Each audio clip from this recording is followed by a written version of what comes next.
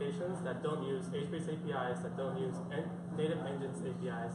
Instead, we want to add an indirection layer so that they can develop resilient and repeatable architectures. And actually, repeatable architectures is the key because that emphasizes that we want ease of onboarding and pluggability for the architectures that we develop. If a team comes to us with a clear plan to production, and after analysis we see that they have a good idea of what they're working with, we don't want the framework to be the factor that slows them down from getting to where they want to be. So for this pluggability, whatever you need to deploy needs to be compact. There's no way you'll be able to seamlessly roll out a massive service in a matter of hours. And that's why a thin query server is at the top of the list of requirements for us. Next, we mentioned resilience. So mistakes happen. Distributed systems and frameworks need to be fault tolerant. Our system needs to be able to protect itself and its users from rogue processes and even just confused incidents. Like these things do happen and they're a reality. So for that, we want our framework to include rate limiting and circuit breaking functionalities. Now let's say things are going well. Once your framework is stable, you need to make sure that all the tenants are serviced evenly. That means that your resource allocation and management needs to be properly looked into. If you have team A hogging all the resources, then how is team B, who's also a tenant at the same priority level, supposed to do any work? And those things are just the groundwork. From there, once our platform is stable, our tenants are being serviced evenly, then we need to look at performance because that's where the money comes in. And for that case, we wanted to add a query caching layer. And these problems are not unique to us. As a result, other people have already come up with solutions to this, production level solutions, because they need to be deployed in industry. And we don't want to reinvent the wheel in our end. We want to leverage existing solutions as much as possible. And one of these technologies that we already use extensively in the Bloomberg Dev Platform team is Apache Phoenix. So we'll look at that first. This is the obligatory introductory slide for Apache Phoenix. This is a brief description of the features that it offers. But outside of that, what I want people to take away is something that us at the Bloomberg Dev Platform team take to heart in the Apache Phoenix philosophy. And that is that we see Phoenix as a recipes for best practices on how to use HBase. So for those who are not aware, Phoenix sits on top of HBase and it's often seen as a SQL layer. But it is so much more than that. Nowadays, it's becoming its own SQL engine with its own quality of life improvements, such as secondary indexes that allow for point lookups and range scans with good performance. You have user-defined functions that allow you to execute business logic through simple SQL commands. And not only that, but it also offers ease of integration with data processing and analytic frameworks that leverage the good read performance that Phoenix offers. From there, we want to look at architecture of how exactly Phoenix sits on top of HBase to give you a mental picture of how we proceeded in this project. So here, this is the basic layout. At the top, we have our application, kind of top left, and it needs a data store solution. So inside of this client side, we embed the thick client. And what this does is it has a JDBC client that embeds itself inside the HBase client, the previously existing HBase client. And it's going to use the same exact RPC calls to talk to the HBase region servers, which have now been augmented with Phoenix JDBC endpoints and Phoenix metadata tables. However, one thing that can happen with this is nowadays applications tend to be more lightweight. And if you have a lightweight application extending the Phoenix client, the thick, what they call the thick Phoenix client or the standard Phoenix client, the dependencies of your application begin to dwarf the application itself. And that is not something we want for an easily pluggable and fast to deploy framework.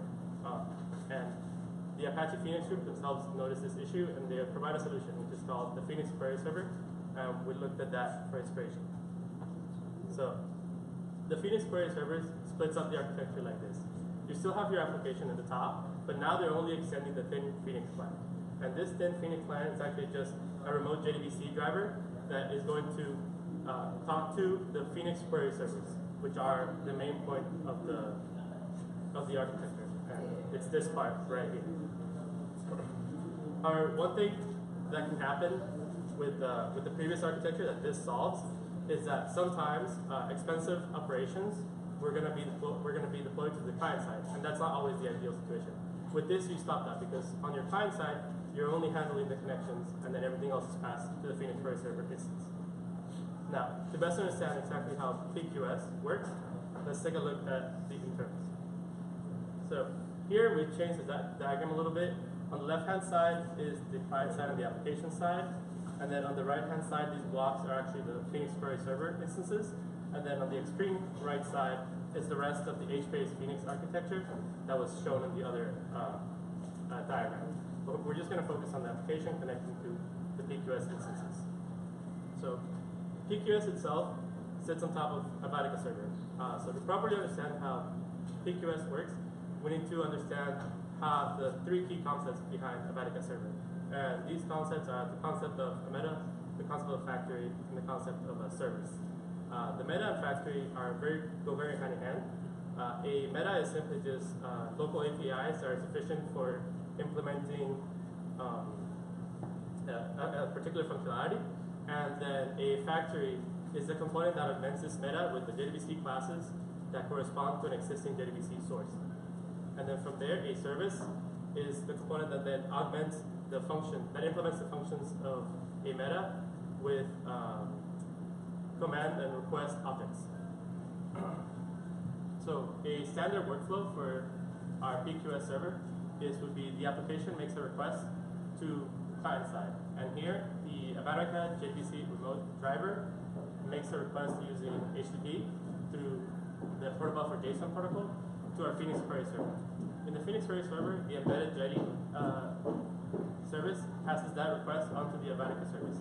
At startup, the Apache service was put up using the Phoenix meta, and that's going to determine exactly how this request is handled.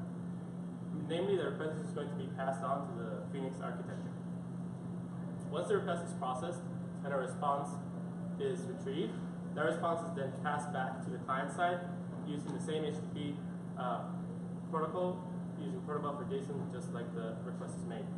Once the response is on the client side, the application can do whatever it wants with it. And I think that highlights exactly the main idea behind PQS, which is you want to facilitate pluggability of applications, of PQS into applications.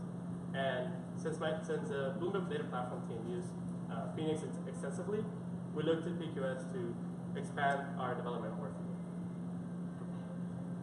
So, but before I go exactly how we added PQS into our infrastructure, I want to talk about technology that is very closely tied to our development process, and that's Spring Boot.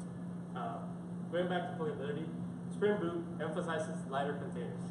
So Spring Boot makes it really easy to spin up standalone applications without much fuss or overhead, and they even allow you to embed Jetty, Undertow, Tomcat without being tied down to any one of them. They also offer quality of life improvements for a better developer experience by providing production-ready metrics and health checks out of the box. And sometimes they even automatically configure third-party libraries if it is possible. So then, since we had to add what PQS had to offer to our platform, we had to first turn it into a Spring Boot application. And in order to do that, we had to take the Apache internals and make Spring Boot turn them into Spring Boot components.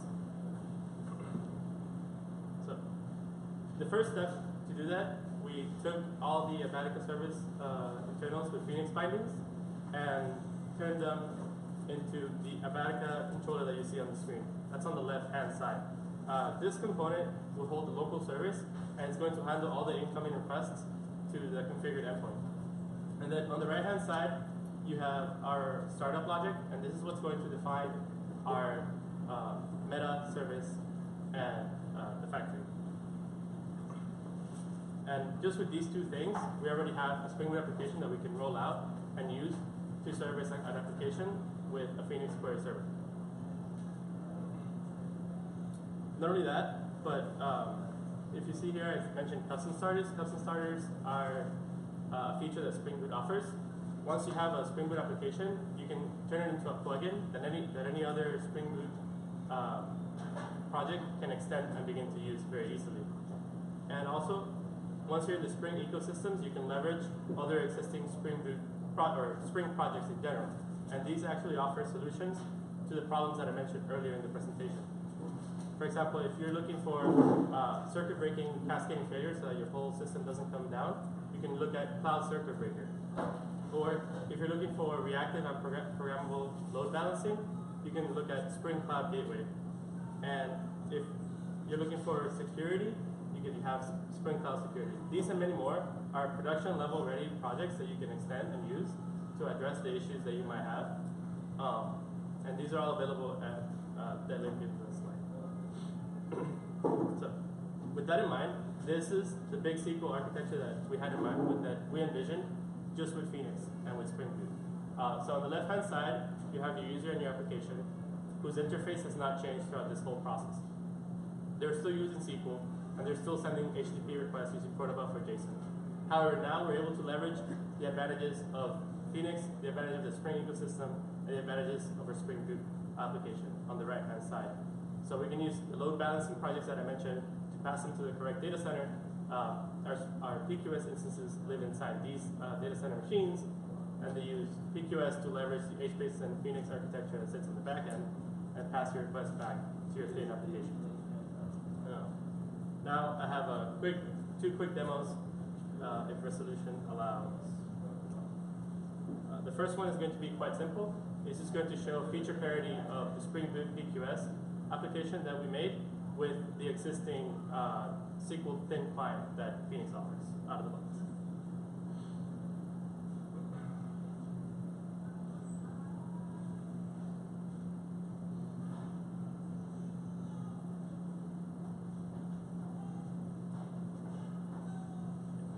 So first, I'm going to start HBase.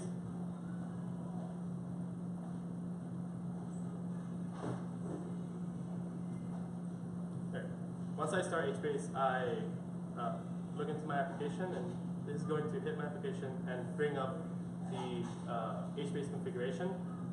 And from there, once that's up, I can begin my Spring Boot application, which is just a standalone application that hits the existing HBase configuration. Once that's up, it begins booting up, and my query server application is up and running.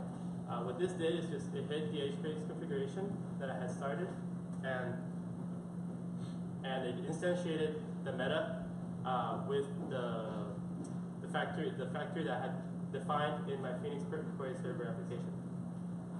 With that, it's able to use the Phoenix JDBC bindings that exist within the Phoenix meta to just spin up an application that can service my request.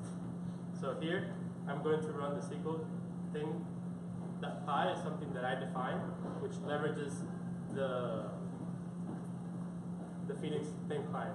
This comes out of the box with Phoenix. I have not changed it at all. The only thing I have changed is I'm passing it an extra command that I have defined as in my configured endpoint.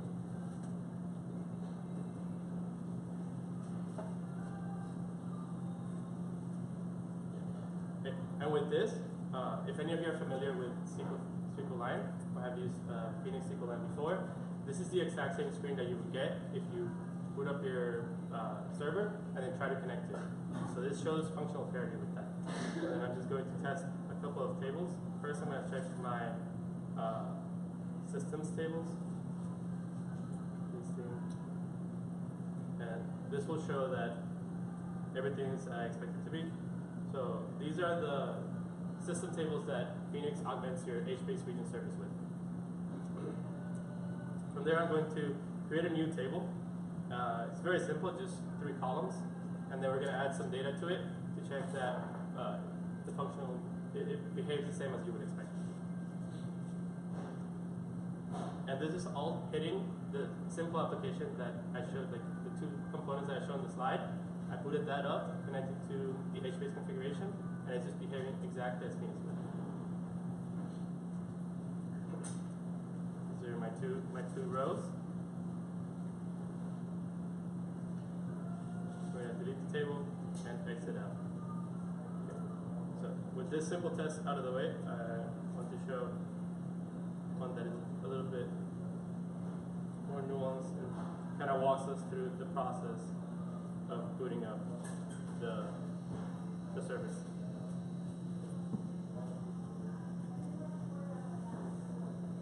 Okay.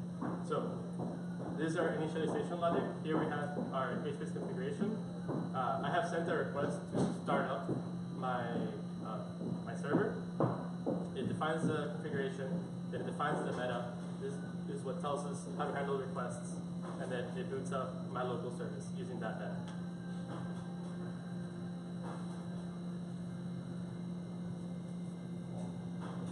There's a service, and not booting up.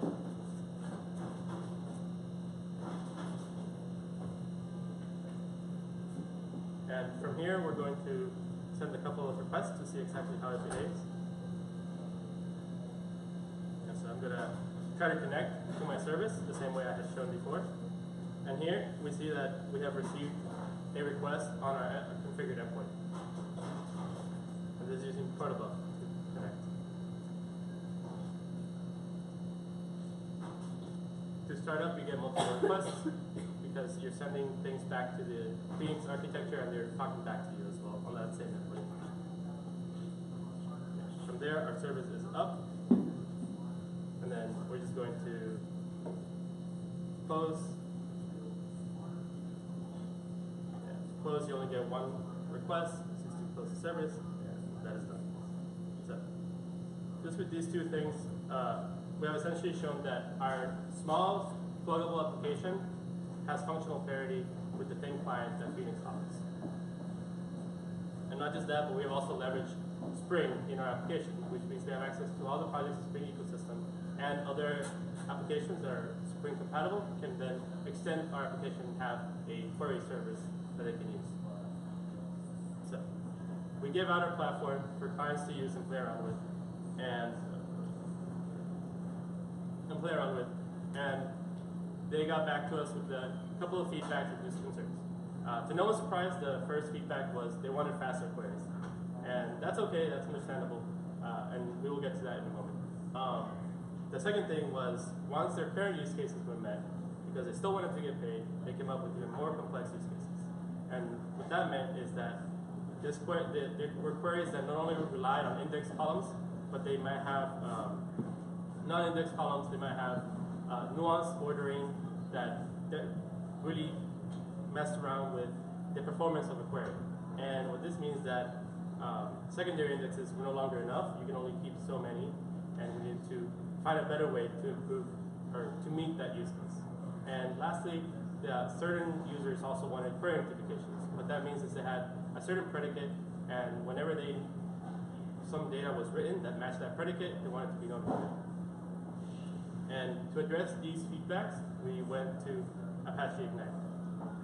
So, what is Apache Ignite? Apache Ignite is a Spring project, and off the bat, that's a big plus for us, because we're trying to package Phoenix with Spring Boot, and then if we want to add Ignite into the mix, we don't have any increased implementation complexity just for that. So, additionally, Ignite itself is an in-memory database, and it also acts as an in-memory distributed cache. You can configure Ignite to not only write to memory, but it can also persist data down to your existing store underneath. And it is capable of processing streaming and analytical workloads at microsecond speeds, even with petabyte scale data. So now that's Ignite, but we also had to ask ourselves, why Ignite? Why not use some other caching platform? And like I mentioned, it is a Spring project itself, so that was a good bonus. Additionally, the feature that got us excited was that it could be used as a distributed database that also supports standard SQL semantics. And this means that we didn't need to change our client interface if we wanted to add Ignite into our existing infrastructure. Client code that is executing SQL could be none the wiser to us adding Ignite as a caching layer because their SQL still works. The only way that they know that there's a change is the fact that they're getting better performance on their queries. And on top of that, the users that had a complex use case where they needed query notifications got their use case met because Ignite allows you to get notifications back whenever you write data to the cache that meets a certain criteria. So that, to see exactly how we fit Ignite into the Spring Boot PQS that we described before, we'll look at a diagram. And the key things that change in the stack is the top.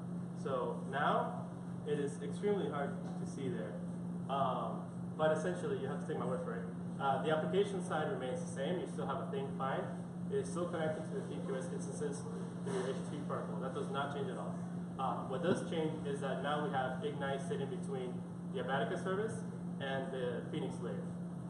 What that means is that instead of Apache passing the request down to Phoenix, it first delegates it to Ignite. And Ignite is going to use its compatibility with standard SQL semantics to process that query on the cache first. And Ignite can even be configured to not just pass data down on misses, it can also pass data down to its underlying store if you want to persist the query. So now that we have a good mental picture of how Ignite fits in, it's just a new layer inside of our PQS blocks. Let's take a look at the various different ways that we can set up Ignite itself to better serve SQL queries. So out of the box, the setup that Ignite offers you is called the Phoenix in-memory SQL cache. And this is fairly straightforward. What this means is that you run all your queries on top of the memory itself. And that sounds great, but the one thing that is critical here is that before you can serve any queries, any SQL queries, all of your data needs to live on the cache. And that places a non-trivial constraint on your data set, because your data set has to be small enough to fit into your available memory. For use cases that fit this setup, it is great, because that means that most of your queries are going to have in-memory speeds. However, we find it a little bit too constricting. Some of our use cases did not fit this setup, and so we had to come up with something that's a little bit more flexible. So this does not come out of the box. This is something that we came up with ourselves. We named it Phoenix Query Cache. Not very original, but it gets the point across. So the idea here is that every time Ignite processes a SQL query, it will check if the result set tied to that query exists in the cache. If it does, it will return it without hitting your store, which means you'll see in-memory speeds of, for your cache. Maybe even faster, because if you have a relatively complex query that requires certain amounts of computation, if it's cached, you don't even have to do that in memory. You just have the result set available, and you return that. If any of you might have picked up on the fact that if you're caching the result sets and you change the underlying store, then that means that your cache has a chance of returning stale data or incorrect data. And that is the crux of this setup. However, to fix that, what we do is whenever you have a mutating operation on your underlying store, we clear the cache. We are also working on better cache validation policies. This is the one we went to for this project itself. What this means is that naturally this setup is the best fit for high reads, low writes use cases. And especially if you're running a lot of complex queries. If you have complex queries that require computations and they're not over indexed columns, this setup is great for you, because once you cache a result set, you'll get microsecond speeds no matter what, no matter how much computation is required. Now that we know both setups, I'm going to run through two quick demos of them and just kind of compare performance of the Spring Boot PQS with Ignite versus standard Phoenix. Now, do keep in mind that this is all run on a personal machine, so performance numbers are not to be taken as how they would be in a production environment, but rather they're just meant as relative comparisons to one another.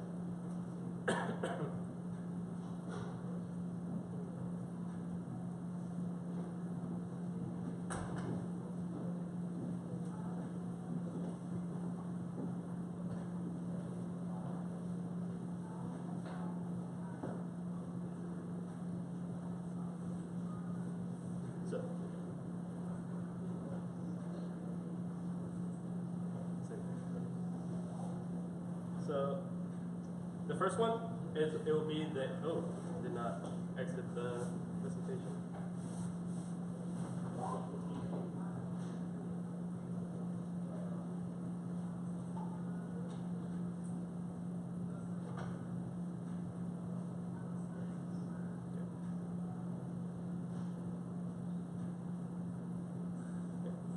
So the first one is going to be the in-memory SQL, which means that before this demo, we hydrated the cache with 1 million rows for the table that we were using. And we're just, on the left-hand side is standard Phoenix, and on the right-hand side is Spring Boot PQS, which is Phoenix Query Server, with Ignite. Yeah. So the first thing we're going to run is we're going to make sure that our table is in the cache. So on the left-hand side, we check Phoenix. The table that we're looking for is the person table, so it's there. It's a very simple table, just 1 million rows, 11 columns. And then on the cache, we see our table as well. Okay, we're going to do a count star on the Phoenix side, and we're going to see how long it takes. So it's just going to do a full table scan. It took 3 seconds, or 3,000 milliseconds. Let's see how long that takes. So on the Spring Boot PQS with Ignite, obviously in-memory speeds, it took 23 milliseconds, as opposed to 3,000 milliseconds. Now we're going to do a query that includes an index column or a primary key, and see how long that takes. So for standard Phoenix, it took 142 milliseconds. Let's see how long that takes for Ignite. So that took about the same, 144 seconds. I want to note that even though performance is the same here, this is a very small table. What we notice is that as rows increase and when filtering by primary keys is no longer enough, Ignite begins to pull ahead in performance. Now let's try a query that doesn't use an index column. So essentially it's going to result in a full table scan, or part or ring scan. It's going to take some time. I believe it's going to take about 7 seconds.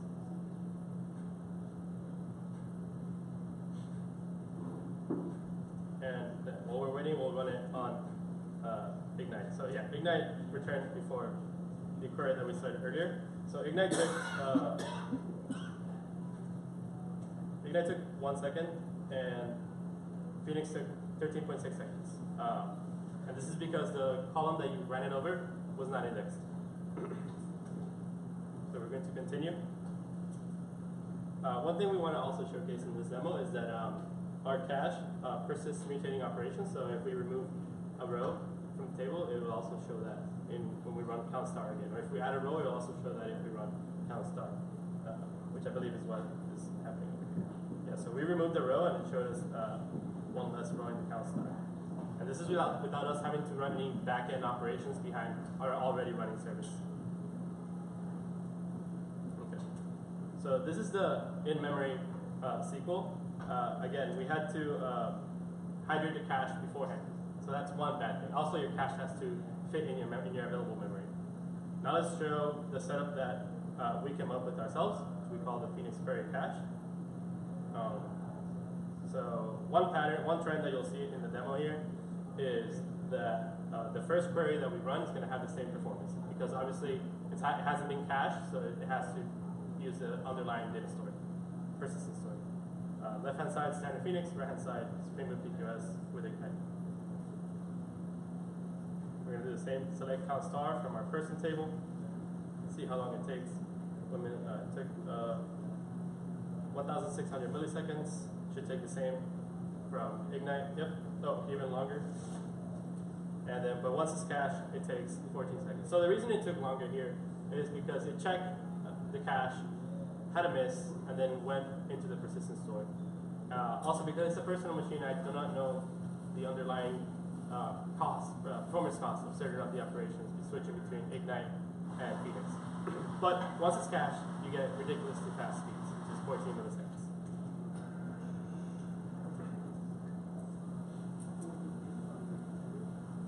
So now we're going to check on we're going to fire a query over an index column. We see 102 seconds. We see even faster on the Ignite side. So we see so we see 100 milliseconds even before it's cached, and once it's cached, we see 62 milliseconds.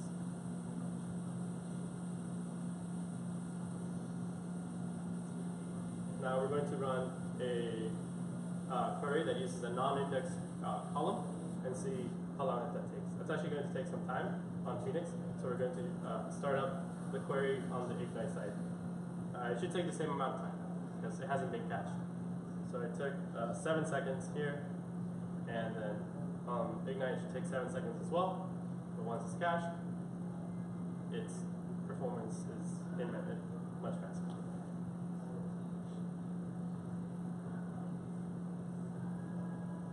Yeah. So it was 96 milliseconds after it was cached. Yeah. So here I'll just showcase how the cache is invalidated. So we're going to run a mutating operation, and then we're going to check the cache, and we're going to see that the queries that we have previously cached are gone. Okay. So from that, again, on the right-hand side, what we saw was Spring Boot PQS, which was the second part of this presentation, simply with an Ignite layer. It took very little time to implement that, and the key aspect of all this is that our users saw no change in their interfaces. So we had a framework-wide improvement of our infrastructure without inconveniencing the clients. And here we see some numbers. Numbers are just to kind of like pique your interests. You just run your own. I want you to get excited about in-memory caching and just play around with it and see what you get. So we saw a relative improvement of 150% with index queries and queries over non-index columns or complex queries that have particular ordering over them. We saw a relative improvement of a factor of 10.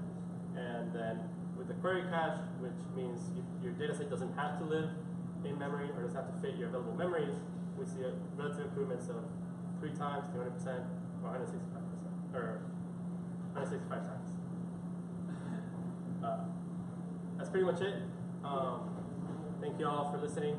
The other thing I want you to take away is ease of pluggability is very important. You don't want to inconvenience your clients, and you want to offer them the best performance you can with as minimal change as possible to interfaces. Thank you very much.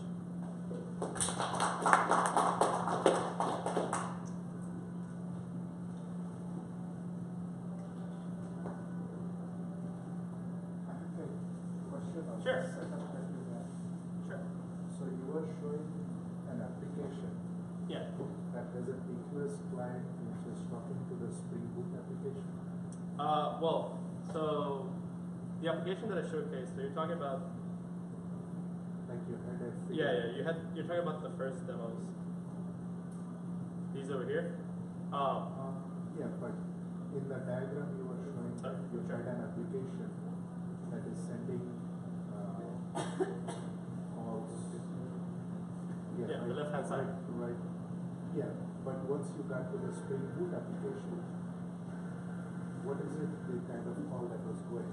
Like you had another diagram that was showing once you created the Spring Boot application, like you had a different setup. Maybe number 13, slide number 13. 13? Oh, yeah, so this is the big picture architecture of what we call Big-SQL. Right. Yeah, so in the middle, these are data centers. And then our Phoenix query server instances live inside of the machines in these data centers. So what you call as PQS client, I mean, is it nothing more than just a consumer of this? Well, yeah, so PQS client lives with the application. The PQS servers are the bright colored blocks that you see on the right-hand side. Yeah, so PQS client is actually just a thin Apache remote JDBC driver. The only thing it does is receive requests from the application side, usually SQL, and then it just passes that to the configured endpoint on our servers. Yeah. So, I mean, is there a reason like it's not just an API that specifically it's a PQS kind of architecture? So you're saying we would want to tell the users to directly talk to our servers? Right. Yeah. So the API of some sort. Yeah, so the reason we don't want to do that is because we want to maintain the client interface the same. And the client-side code, the client-side for PQS is small enough that it shouldn't be a problem for clients to make that a dependency of their application. Yeah.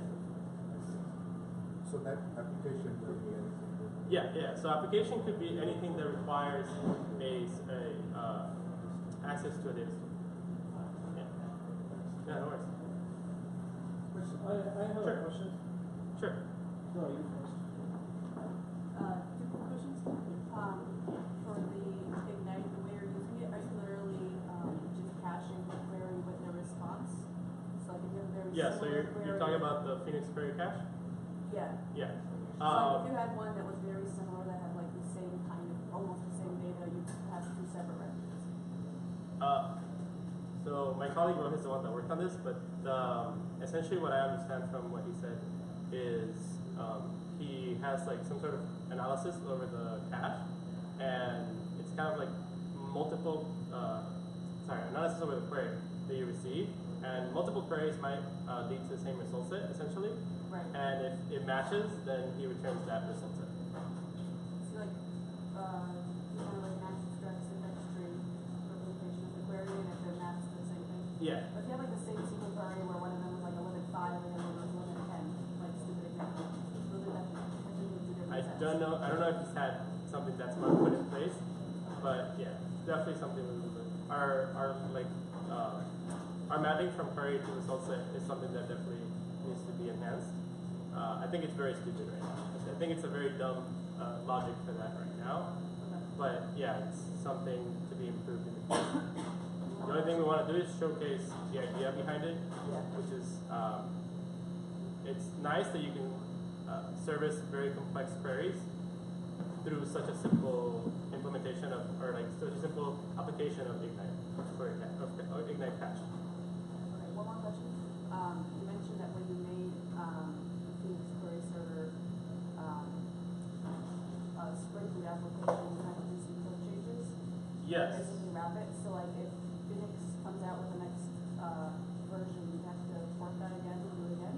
No. So actually, the only thing we port are these Phoenix factory classes that you see here are we take them from Phoenix.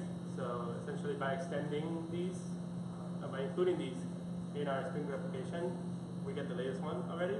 The only thing that we have to redefine is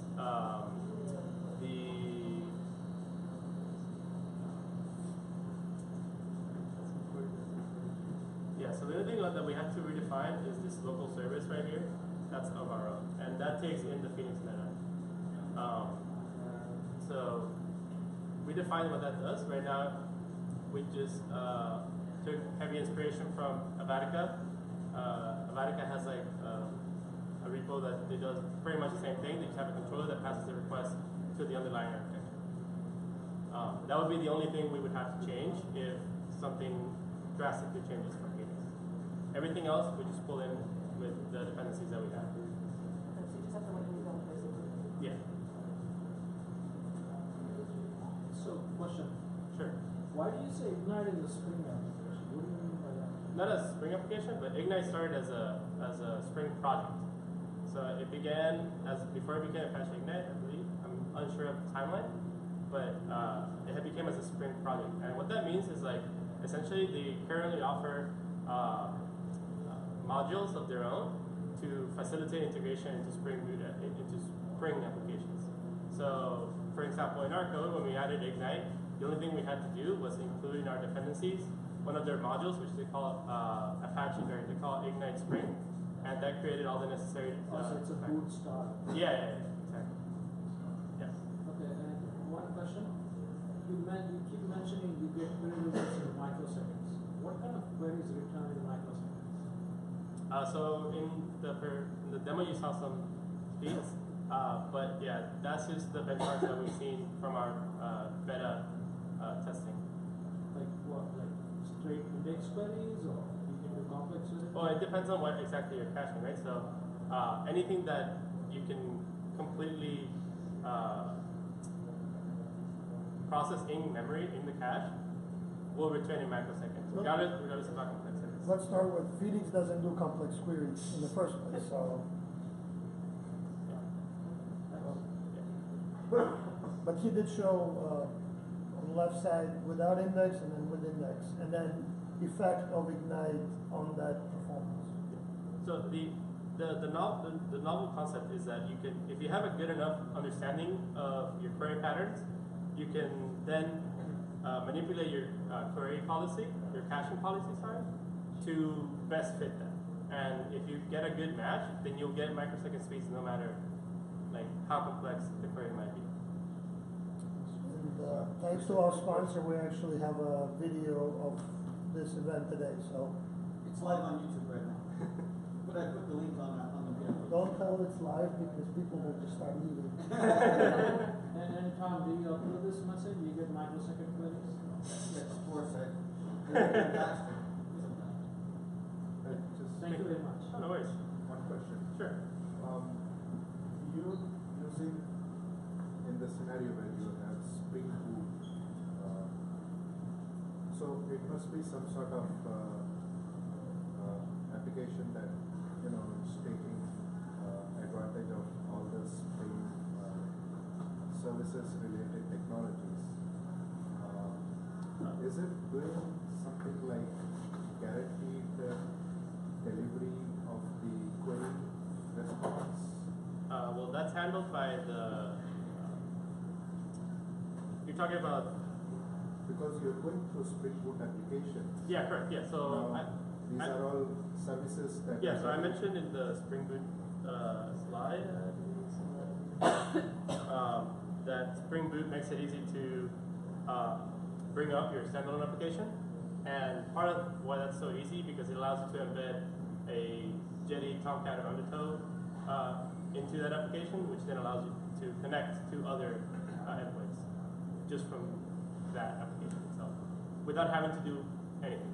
Like, I mean, it's a web application, right? Mhm. It's a lighter container, but even if you're running many containers, if the request goes to a container that for some reason doesn't respond, is there something that will take over and actually guarantee the response back?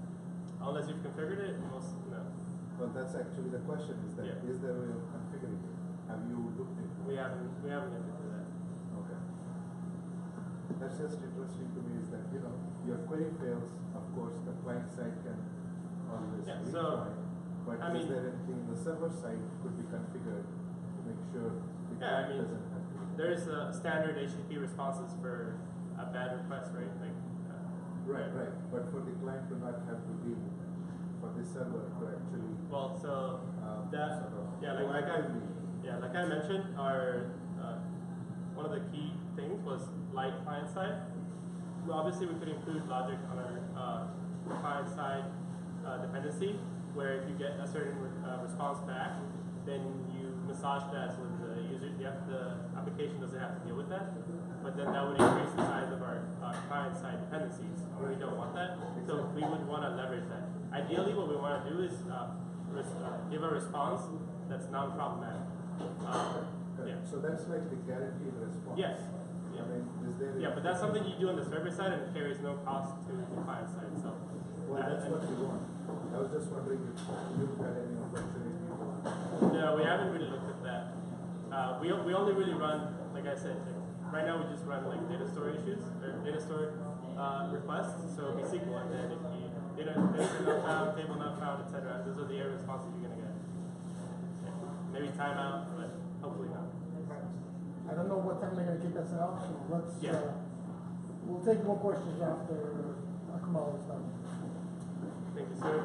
You have the floor.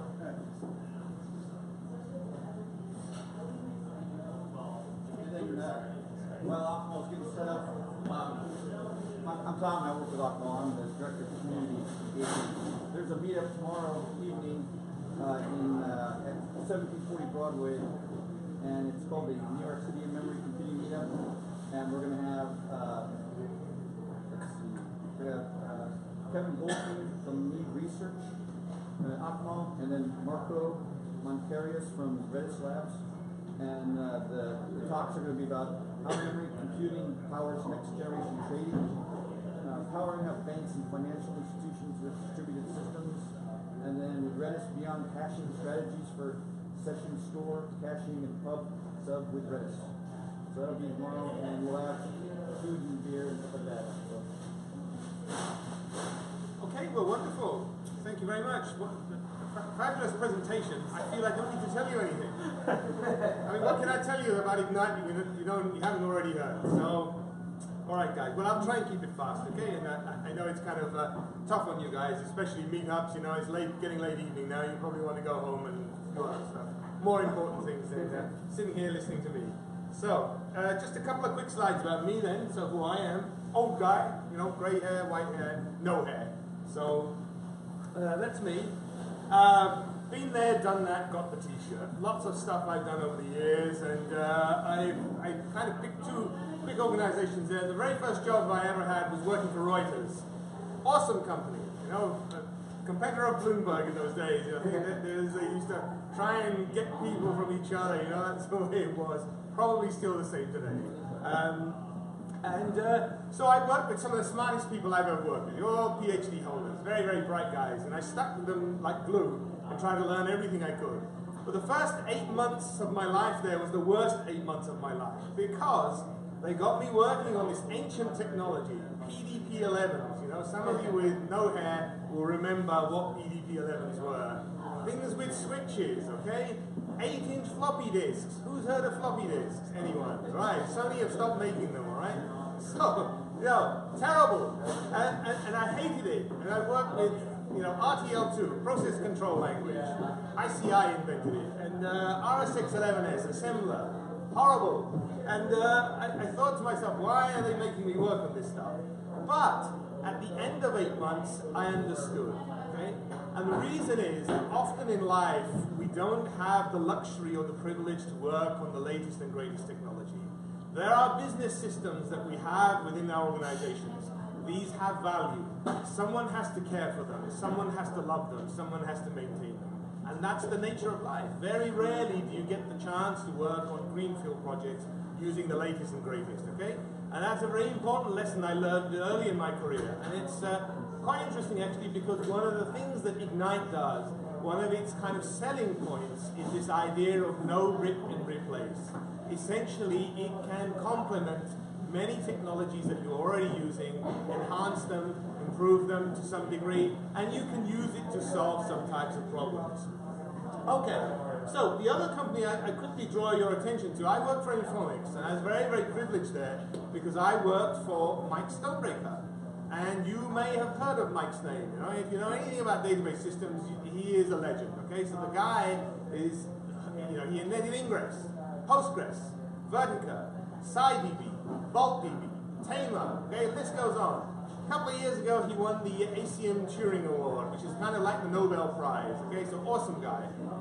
Semi-retired, I guess. He's based at MIT these days. Still publishes from time to time, and you know, always has a hand in a lot of projects that he's working on.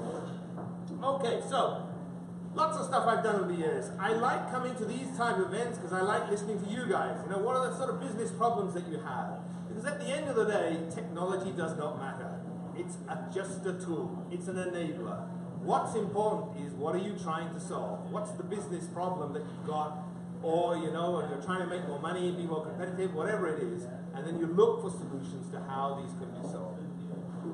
Very fortunate to have published books, and these make wonderful gifts for family, friends, loved ones, Christmas, birthdays, Hanukkah, any time of year.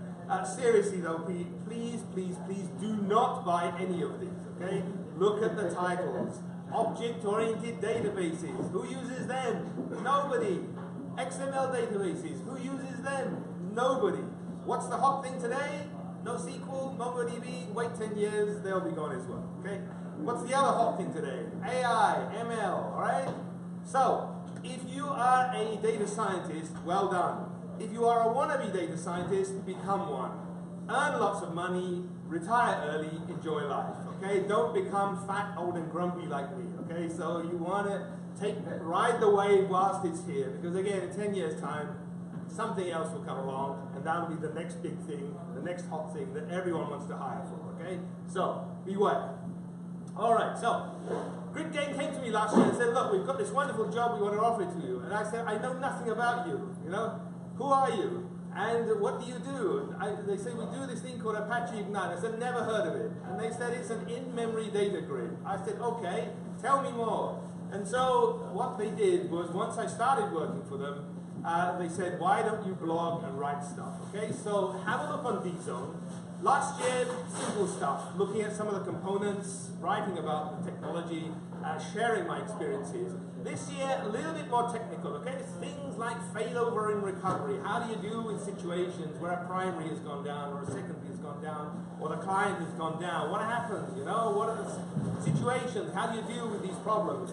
And then later on, the last set of good stuff that I published was on machine learning, okay? So there was a whole bunch of articles I did, and let me briefly show you what I think I've got the web page here somewhere.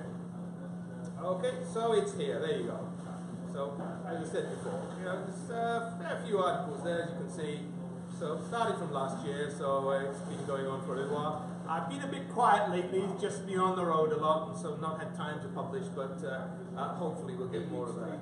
Okay, so, anyone using Apache Ignite in anger, apart from yourself? Okay, usually when I ask who's heard of Apache Ignite, 1 or 2 hands will go up in an audience, okay? Fairly typical, okay? So, I have the best job in the world, okay? So, I get to talk about open source, so everything you hear about, except for one slide, okay? I have to stick that in because there's a reason for that. It's all free, it's all open source, okay?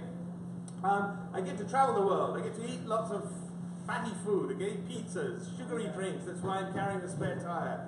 And somebody pays me to do this, you know, how cool is that? So, thank you very much, GridGame. So, there's the landing page, okay, on the Apache website, ignite.apache.org. Okay, so documentation, case studies, use cases, source, binary, lots of stuff you can download, and we've got some statistics later on to show you as well. There's a slide, you know, to show you how popular the project is. Okay, so I'll get to that a little bit later on. All right, so enough of me. And for the actual presentation, actually I haven't got that many slides as well, so it's really just a question of covering a few kind of areas which I think would be important, and hopefully they'll be useful for you. All right, there we go.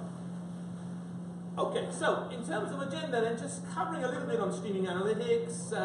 Ignite provides a number of native streaming APIs. Okay, we'll briefly look at those. There is an ecosystem as well. We'll say something about that. We'll touch upon this thing, Ignite and Spark, okay? Because sometimes people look at Spark and look at Ignite. They say, all right, these things look similar. You know, why, if I'm using Spark, why would I use Ignite? Wrong question, okay? They are complementary. There are things that Ignite can do that Spark cannot do, and of course vice versa, okay? I mean, that's the nature of the projects. But, as you may know, a lot of Apache projects tend to have overlaps. Things look similar, okay? And there's a bit of confusion, so we'll try to clear up the confusion and help you a little bit understand these two technologies, where they fit in, and then give you a sort of an example. Now, as I said before, I have one slide, the GridGame bit, all right? So, as I said before, my focus is on the open source, but there is a useful thing that's come along, GridGame Kafka connector, okay? It's been certified by Confluent, right? So that's the good thing. And I will briefly show that, and that's the only commercial thing that I'll focus on. All right then, so streaming analytics. So the idea is that Ignite can sort of behave like this, okay? So you've got this notion of streamers coming in. And because it's a cluster computing environment, these operations, the data can be sort of parallelized, it can be sent to different nodes on our cluster, and subsequently then we have the opportunity to be able to query that data and run things like SQL queries, okay? So at its heart, where Ignite came from, and there's a slide coming up briefly on this, and I'll say a bit more about this, but the thing is that you've got a variety of ways that you can access the data. SQL is one of them, and it's SQL 99 support. So, Ignite historically has had some level of SQL support, but it's never been fully implemented. Last year, the decision was taken to really go for compliance. Okay, so SQL 99, DDL, DML, all the operations are supported, and it's pretty cool. Okay, and so and the thing is that it's worth adding that, you know, despite the growth of NoSQL, the fact of the matter is that 97 to 98% of the database systems in the world today are still relational. And if you need skilled developers with those skills, it is very easy to find them. Okay, a little bit more about that. And then of course, our clients can connect, be able to do some useful work from our cluster. All right, so here is the, as you Americans say, here's the big picture, okay? This is the high-level architectural picture of what Ignite is. So historically, where it's come from is as an in-memory data grid, designed to solve two problems, scale and performance, okay? So the scale comes from the fact that it's cluster computing, peer-to-peer. You can just add more machines if you want and scale up that way, remove them when you want to scale down. That's fine. Performance from the fact that it uses memory really efficiently. Okay, you can run operations, you get memory speed, performance. That can be critical. Half the use cases for Ignite and Grid Game, I will add, come from the financial world, where performance is critical, and really they are looking for every millisecond counts. It's a question of how fast can you be and how much faster you can be versus your competitors. So historically, if you look at this, so you've got this memory-centric storage, which is at the heart. In the bottom left, you'll see now this thing called Ignite Native Storage. So last year, they added this capability to persist data beyond the lifetime of the process that created it. So now, you can store huge quantities of data. All of the data are stored in Ignite, okay? And it will page in and whatever it needs to be able to run queries in this memory-centric storage, okay? So think of this like kind of virtual memory, if you like. I mean, we're used to that idea anyway, but it does more, right? The other thing down here is this notion of third-party persistence. So the thinking here is that you are probably using some kind of database system anyway. It may be transactional. Chances are it probably is, but it will happily work with other things as well, such as NoSQL and HDFS and things like that too. But on the Ignite website at Apache, there are some videos, and it shows you how you can use, say, an existing relational transactional system and be able to generate a project from that, specify what tables you're interested in, and then Ignite can complement that system. It can boost the performance. It can cache that data for you. And the other thing is that the cache and the backend are kept consistent for you. So whatever changes there are in memory, those changes are propagated to the backend. Ignite generates all the plumbing, all of the work that it needs to do. You as a developer don't have to be concerned about that. Okay, I'll show you where those videos are a little bit later. Okay, very quickly then. So SQL support. So SQL is intergalactic data speed. No escaping that. Okay, very, very important. Key value store, historically, this is what Ignite has been. Okay, so value can be anything. Simple types, character, string, floating point. But it can be something user-defined. Say a financial instrument or a healthcare record. Ignite does transactions. Very, very useful. Okay, again, ensures consistency. So it does both types. It does lock-based ACID transactions, and it does lock-free optimistic transactions. So let me give you a quick example of why this is significant and why it's important. So I'm a big fan of MOOCs, massive open online courses. I take them wherever I can. It's been a while since I've done any, but earlier this year, I was on the website of one of these merchants. Okay, so there's lots of them: Coursera, EDX, Udemy, Udacity, so on. And there's a particular course I wanted to take. So I got my credit card out, put the details in, hit the pay button, and it said there is an error. Okay, I thought, transaction failed, does not matter. Sometime later, I look on my credit card bill and I notice that I've actually been charged. I go to the merchant, they say we haven't received the money. I go to the bank, they say you paid for this. Where's the money? Right? That is an example of a poorly designed system. That should not happen. If I want to transfer $100 from my bank account to your bank account, my account needs to be correctly debited, your account needs to be correctly credited. It's an atomic operation. Either all of it happens or none of it happens. Ignite will guarantee these ACID transactions, okay? It will ensure the atomicity. It does the other type as well, the optimistic transactions. So there are scenarios where you may not need the overhead of locks, okay? So think of CAD/CAM, for example. A designer, he or she will copy a part of the design onto their local workstation. They work on that, modify it, push the changes back to a central repository. Chances are you're not going to conflict with what anybody else is doing. So in that case, it doesn't make sense to use the locks.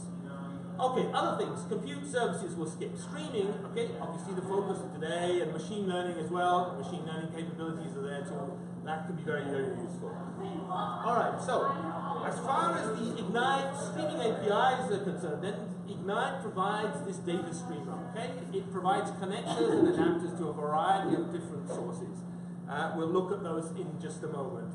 So it has the ability of partitioning that stream, incoming stream, and be able to use the resources of the cluster, be able to distribute that data for you.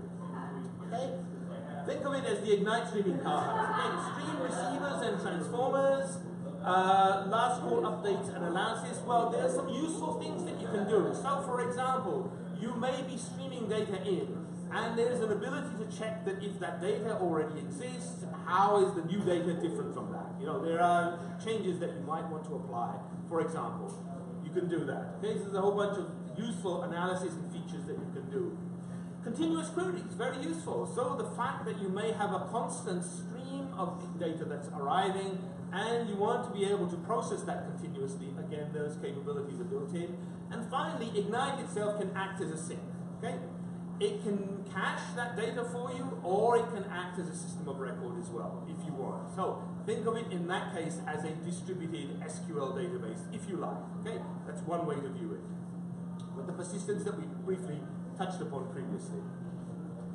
In terms of the ecosystem, then we'll just some examples for you to look at. And you may well be working with some of these technologies already. Okay? So things like Kafka, for example, Flink, Spark Stream, okay? Apache Storm. This is just a small sample. And again, there's documentation, there are examples, you can go and have a look at these, and if you are thinking of applying or using any of these things, again, there are, the dev list and user list, fabulous places to ask questions, get help from the community to, assist you in using these technologies. All right, so let's have a look a little bit further on there. So, as I mentioned before, sometimes a little bit of confusion. This is probably the most popular question I get asked whenever I do these presentations. What's the difference with Spark? I'm a Spark user. What does Ignite offer me? It looks like Spark, right? So here are some of the things that we kind of highlight. It is just a few key points, okay? Lots of other documentation, information about this, but if we look then, Ignite focuses very much on a sort of a distributed database environment. Memory-centric, okay? It's cluster computing, peer-to-peer. Spark is great for ingesting data from HBase or other types of storage. Ignite supports SQL transactions, key value, co-located processing, okay? So co-located is nothing unique to Ignite, very useful though in distributed environments because now you can say, okay, if this data and this data has some association, we can store it together. In distributed systems, we want to avoid data movement wherever possible. We bring the processing to the data when we can. Of course, does machine learning, deep learning as well. The deep learning, by the way, integration with TensorFlow, that kind of stuff, it's all on 2.7. And Spark, fabulous. It's a great compute engine, a great streaming engine. It has MLlib and other capabilities as well. Yes, that's true, but I think the focus there is a little bit different. Okay? OLAP and OLTP, whereas if you look historically at what Spark is focused on, OLAP and focused on MapReduce type payloads. It's a better Hadoop in many ways. Okay? That's in-memory operations. Great. But again, look at the sort of focus in terms of where the technology is and the kind of problems it's used to solve. All right? Now, think of these as complementary. So there's a whole bunch of things that Ignite can do with Spark. Ignite is a memory-centric store for Spark, okay? It integrates very tightly with Spark. It offers a number of features. No data movement, okay? And there's a big picture coming up showing a little bit more on this. So we can boost SQL and data frame and RDB performance as well, all right? Share state and data among Spark jobs. So let me actually move on to show you the kind of architectural diagram that illustrates this. So these Spark workers, they run, they terminate, okay? That's it. They cannot share state and data, all right? Now, with Ignite, there is this kind of added capability that we can bring to share RDBs, which I know are kind of thought of as the machine learning, what is it, it's the low-level type of interface now. It's still great to use, and the focus very much today on data frames. That's what we should be using as developers. But now we can share state and data. Ignite can store that. Multiple Spark applications can connect, and access that data. We can use third-party systems as well. Okay, there are examples to show you how to do this. Very, very useful feature. And we can run SQL on top of these as well. We can boost the performance as well, which is very, very good. No data movement. Okay, so again, because of the tight integration, it gives us benefits. We want to limit the amount of data that we have to shift around. In-place query execution. There's a whole bunch of useful things. Again, there's great documentation around this to discuss these capabilities and provide code examples to how to achieve this. Okay, but essentially the message here is that these technologies are great standalone. There's certain problems that each of them can do well together. Again, they can work very well together, and the integration allows you to use the capabilities effectively, and that's great for you as developers because there's less for you to worry about. Okay, integration is already taken care of. Okay, so almost done. Nearly finished. Okay, so as I said before, just a tiny bit of commercial sort of addition here is this grid game confluent integration. Okay, so now what it is that Ignite can act as both as a source and as a sink. Okay, and by the way, I'm happy to provide these slides to you. Okay, so there's no worries about that. And this, in terms of the capabilities, so what you gain is again advanced parallelism.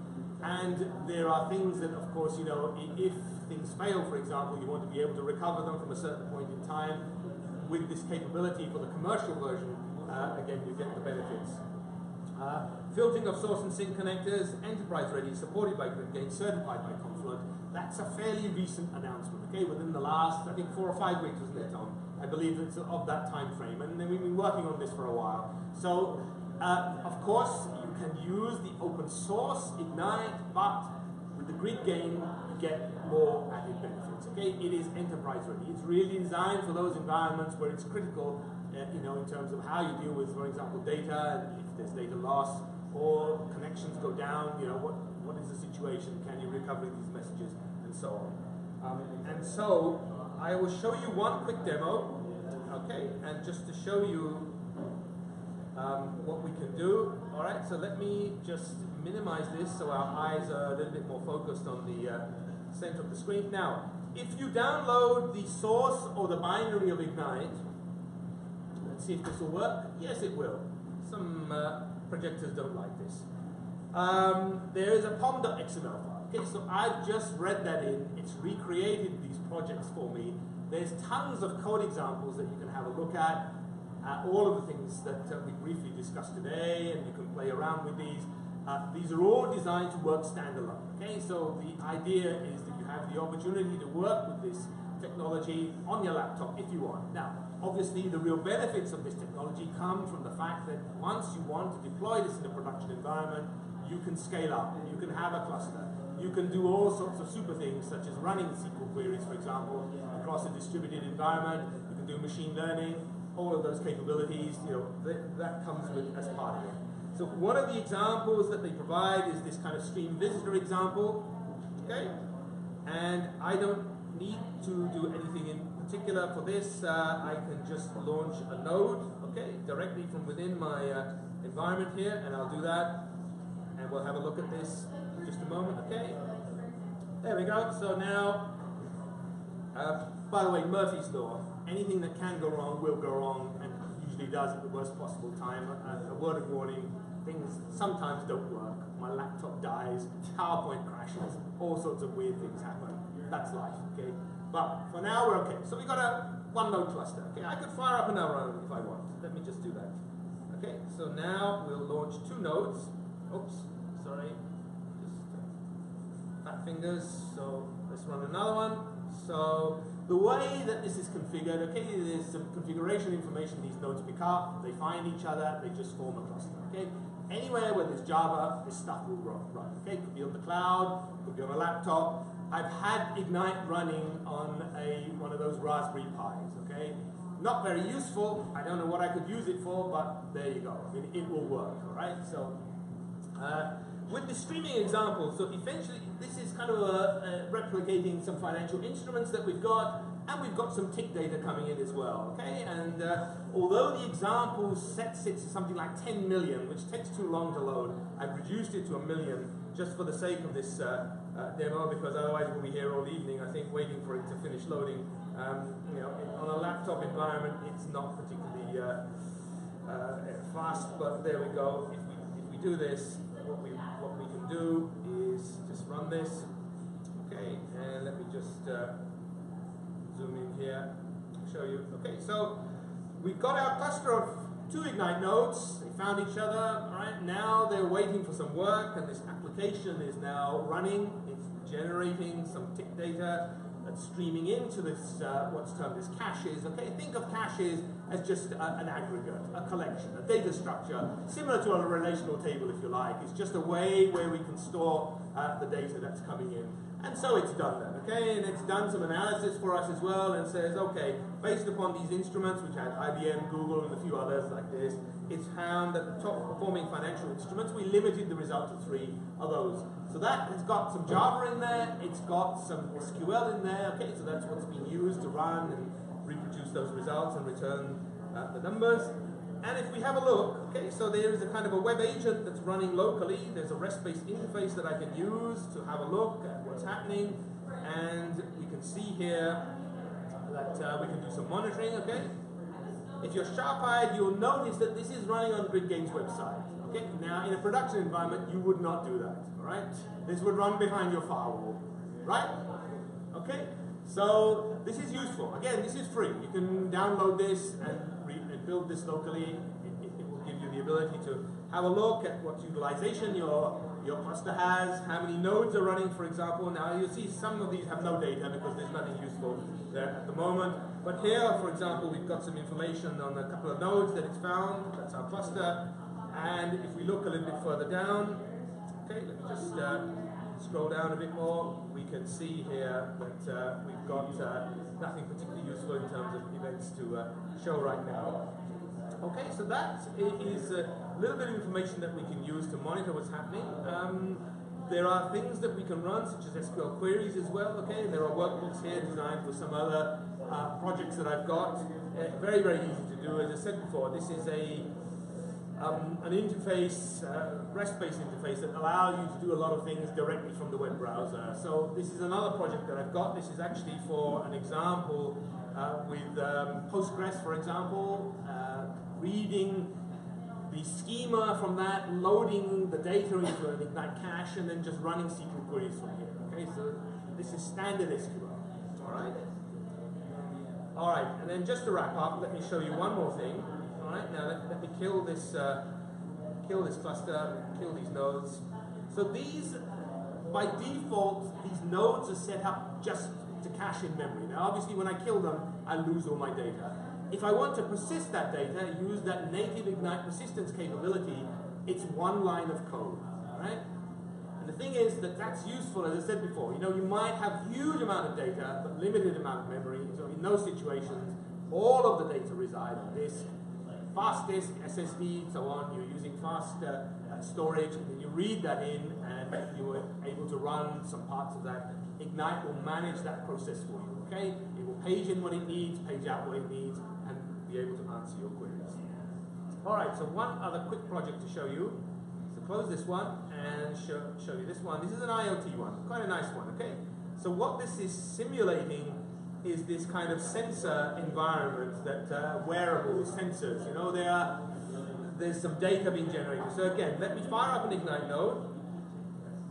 All right, so in this case, I think 1 will be enough. We can just do that.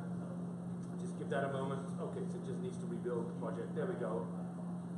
All right, so this is, imagine this is our cluster.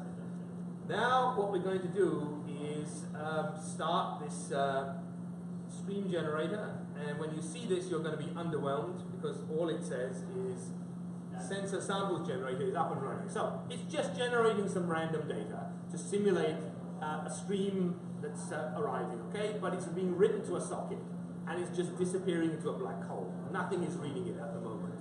What we can do is we can launch Spark, Spark streaming. It will pick up that stream for us. And you'll see lots of log4j warning information messages. That's okay. It's useful stuff, okay? You can see what's going on. So now Spark is starting to power up. It's picking up that stream data, connecting from that socket, and that data are now being streamed into our Ignite cluster, which not very big, one node, but it's okay. It's just to show the point, right? So that will just keep looping forever, keep going, because that stream obviously is continuous. Next thing to do then is to say, well, okay, stream data are arriving, let's do something useful with it. Let's query it, okay, and we can do that. So now, what we can do is, here's a simple example, again, okay, just kind of zoom in, and watch this kind of closely, because periodically what you'll see, in between these log4j messages, you'll see a relational table pop up. So now Ignite, there we go. It's taking that data in real time, it's running some SQL queries, and it's doing some summation, some analysis, and just outputting the first 20 rows. Okay, so it's doing a count of what those sensors are, and there we are. And then again, this will just keep looping forever.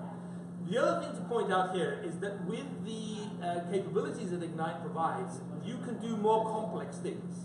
CEP, complex event processing. Okay, for example, and then you can say, all right, I'm interested in the last 10 events, or I'm interested in 5 minutes worth of data. You can define these windows and then be able to again process them and do run SQL in memory, for example, or you could apply some analytics, or you could do other stuff such as machine learning.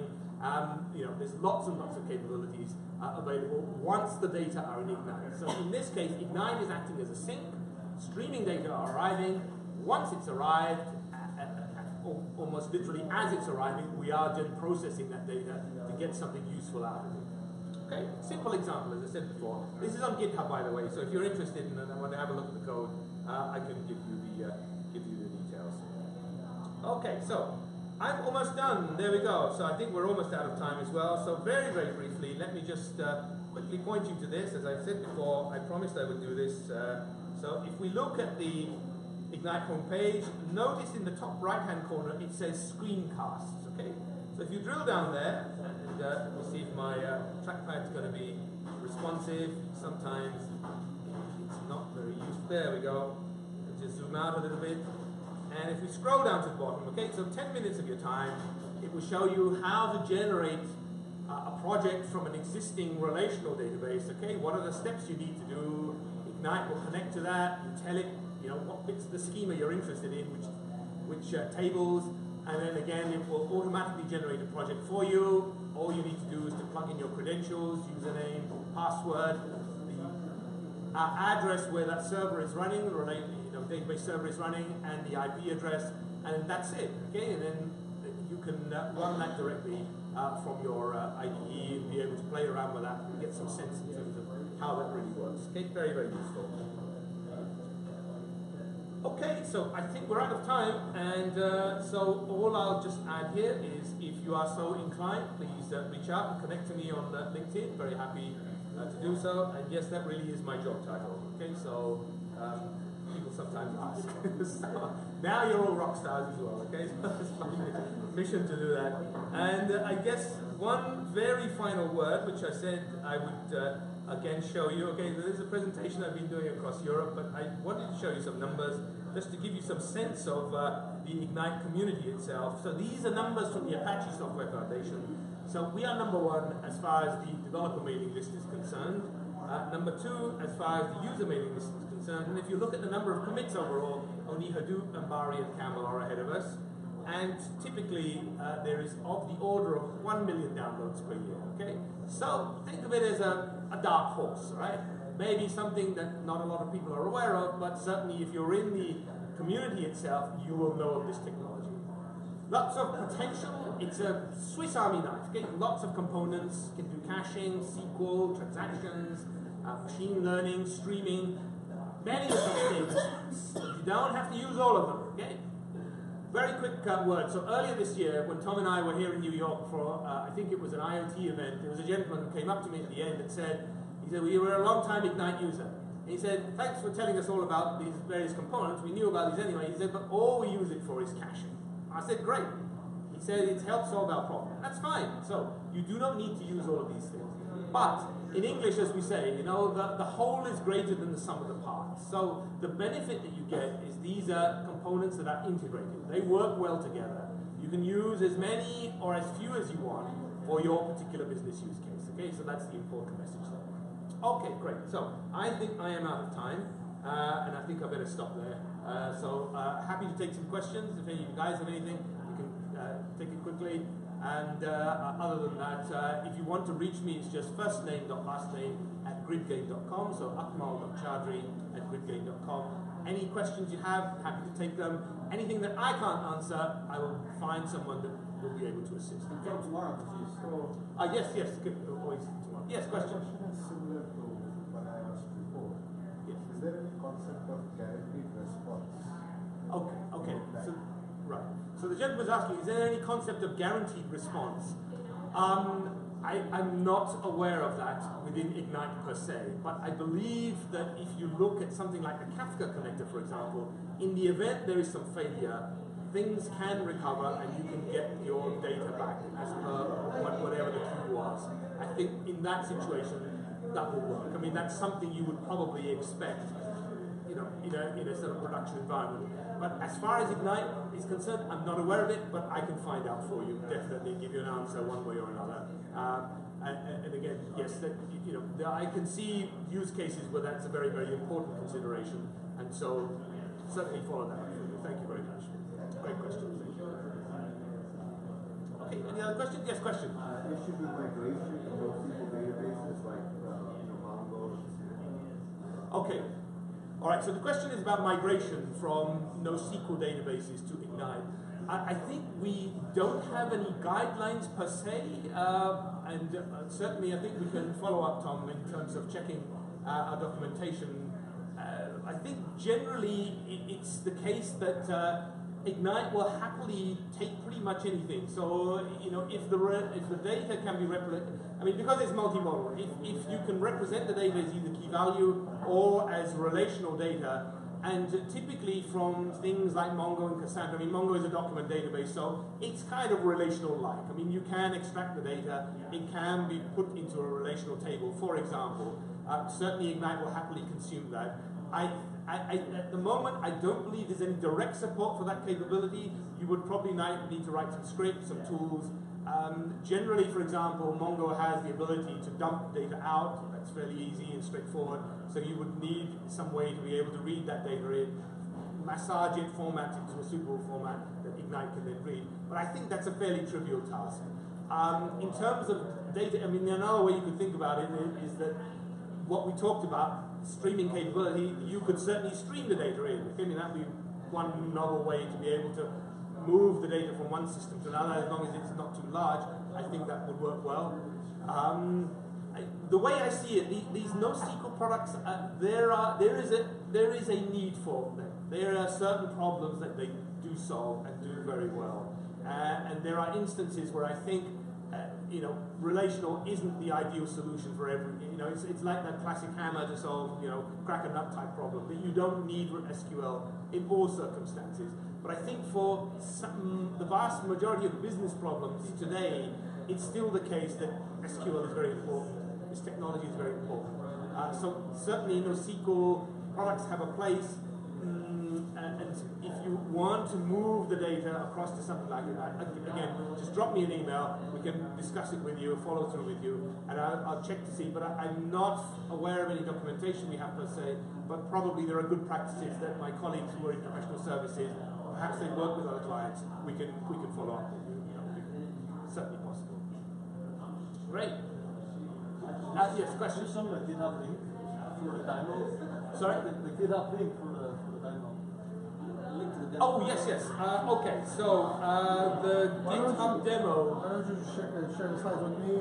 Yes, that's fine. So if you look for Dennis Magda, okay, Dennis is my boss. He's the PMC for the Apache project. If you just look on github.com/dmagda, M-A-G-D-A, all right, you'll find Dennis's GitHub repo, and the code is there, okay, for the streaming application. So he wrote it originally to use RDDs, and subsequently it was rewritten for data frames as well. So again, it's very straightforward. I mean, not much in terms of resources required, and it will just work out of the box. Okay, my pleasure. All right, guys. Well, it's kind of getting late now, and I think, as you mentioned before, we're probably going to get thrown out at some point. So now is maybe a good time. Tom, you want to say something about the food and the drinks? A lot of extra pizza. Feel free to take a whole pizza. Yes, so. Some pizza. Okay, and thank you very much to the organizers. Thank you very much, and it was fabulous, and great for you guys to come along. So you know, the value is always it's quality, not quantity, isn't it, Tom? So we feel we've got a fabulous quality audience today. Doesn't matter, you took the time and trouble to turn up. Hopefully, it's been useful for you, and thank you again for your time. We really appreciate it. Bamboo.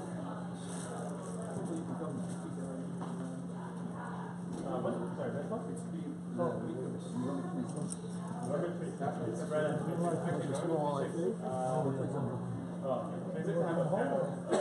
They have kids, they might be useful.